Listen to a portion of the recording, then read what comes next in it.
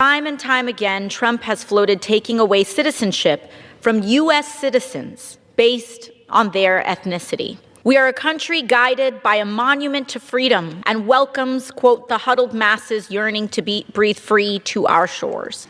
We have heard stories of Americans murdered by people who should have never been in this country in the first place.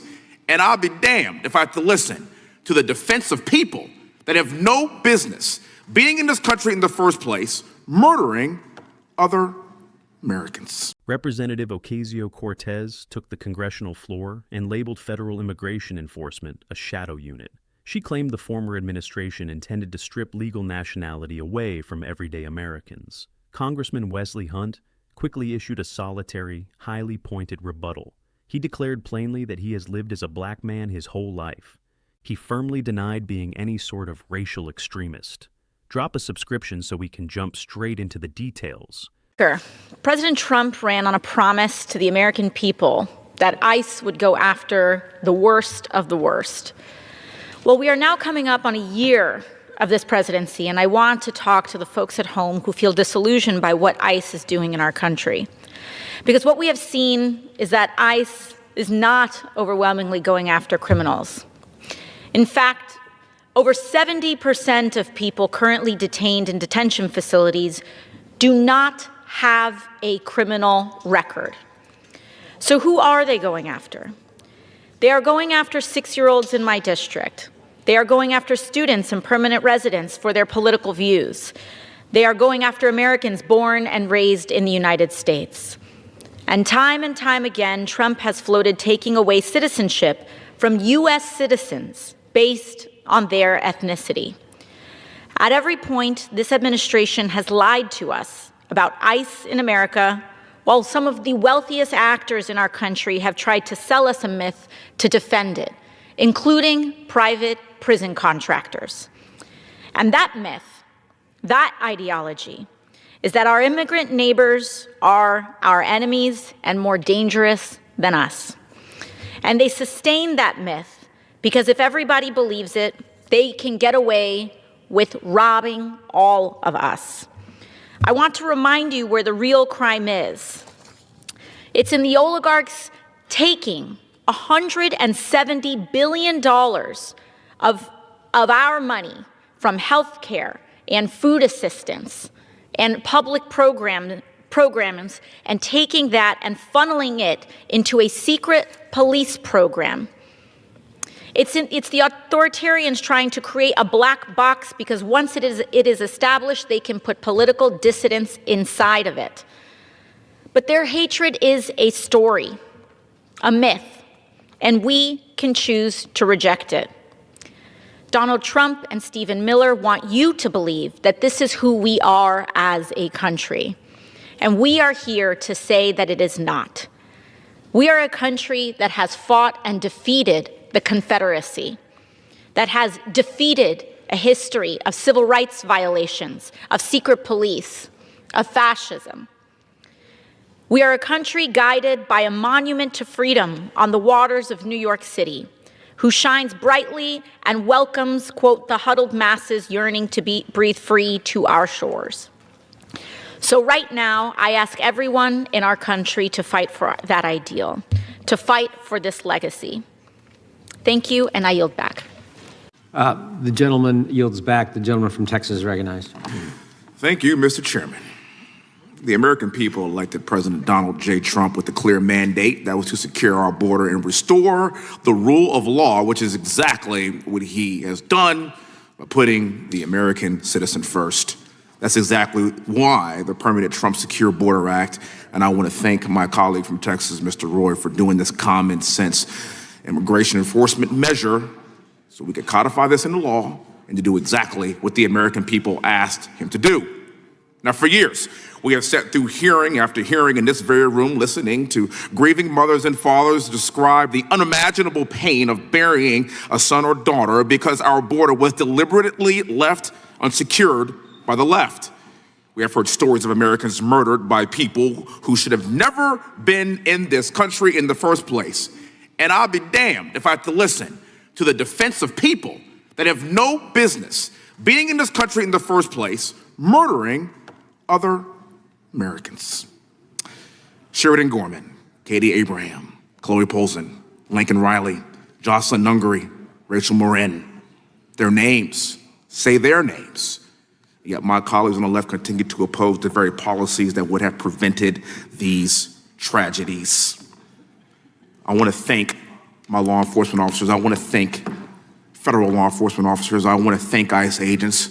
I want to thank local police officers. I want to thank law enforcement individuals specifically for their desire to put their lives on the line to keep everybody here in this country safe and harmed. I want to thank them from the bottom of my heart. If I played a drinking game and every time I heard the word white, or white supremacist while watching CNN, watching NBC, or listening to my colleagues on the left talk about white supremacy and white people all day, every day, I would be drunk after an hour and I would die of alcohol poisoning. What are we talking about? This is about protecting every single American, regardless of your race, religion, color, or creed. And I can assure you, as I have said in this room many a day, I've been black for my entire life. I'm not a white supremacist. What I want to do is be safe in my own communities, regardless of what you look like. And that's exactly what my colleague from Texas, Chip Roy, is trying to do here. That's exactly what we have done, secured our borders to ensure that people that have no business in this country harm and arbitrarily murder our children. This is not hard. I thank God every day I'm not a lawyer. I'm just a soldier, just an American. I'm a father, a follower of Christ, and somebody that believes in this great nation and ensuring that we have safety for the future. That's literally all I care about. And that goes for every single red-blooded American, regardless of your race, religion, color, or creed. And with that, I'll yield my time to my colleague from Texas if he has anything to say. This is the truth that mainstream news outlets refuse to broadcast. Representative Ocasio-Cortez arrived at the Congressional chamber carrying a drafted address focused on wealthy elites, shadow law enforcement, and national monuments. Congressman Wesley Hunt arrived armed with the actual identities of everyday citizens who lost their lives to individuals residing unlawfully in our nation, refusing to remain silent during another lecture on racial extremism, and from a politician who has never had to lay a child to rest. We must start with those identities. The congressman voiced the words his political opponents routinely avoid, listing Sheridan Gorman, Katie Abraham, Corey Polson, Lincoln Riley, Jocelyn Nungary, and Rachel Morin. He boldly declared their identities for everyone in the chamber to hear. He subsequently turned toward his progressive peers and delivered his message without hesitation. He absolutely refused to tolerate any justification for individuals lacking legal status, taking the lives of innocent citizens. Say their names aloud. The very people who demand that exact phrase for every other social movement actively refuse to acknowledge the citizens whose lives were taken by illegal border crossers. The congressman proudly voiced them. He made sure to include each individual. The next point tackled the predictable racial rhetoric prevalent in modern broadcasting. The representative had observed sufficient mainstream programming on major liberal networks to completely understand the strategic narrative pushed by progressive leaders. He joked that participating in a beverage challenge based on how often anchors or rival lawmakers use specific racial buzzwords would result in rapid intoxication and fatal toxicity long before evening arrived. He proceeded to deliver a statement that completely dismantled his colleague's underlying premise. He stated firmly that he has lived his whole life as a black man and is certainly no racial extremist. His dedication to upholding border statutes has absolutely nothing to do with personal prejudice. He demands strict border enforcement simply because innocent youths are losing their lives to preventable violence. His fundamental desire is to experience security within his own neighborhood.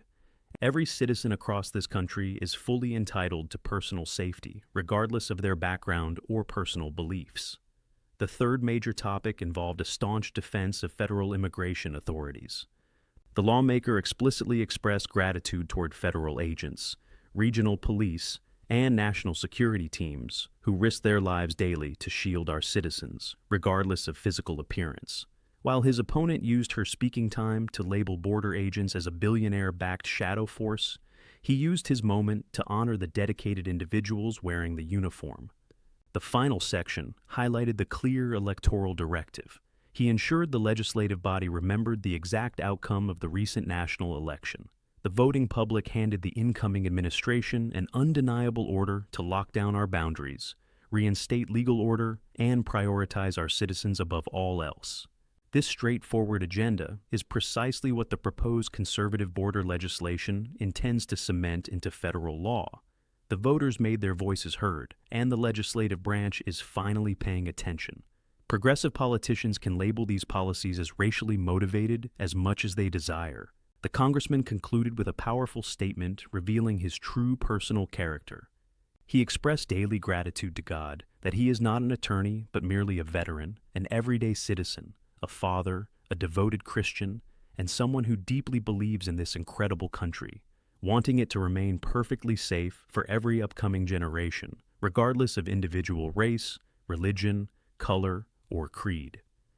Representative Ocasio-Cortez dismissed border control as a fabrication peddled by the ultra-wealthy. The conservative leader grounded his argument in the tragic reality of 6 victims who lost their lives. It is up to you to decide which perspective truly merited attention within that legislative chamber. Please drop a like, follow the channel, and send this video to your friends.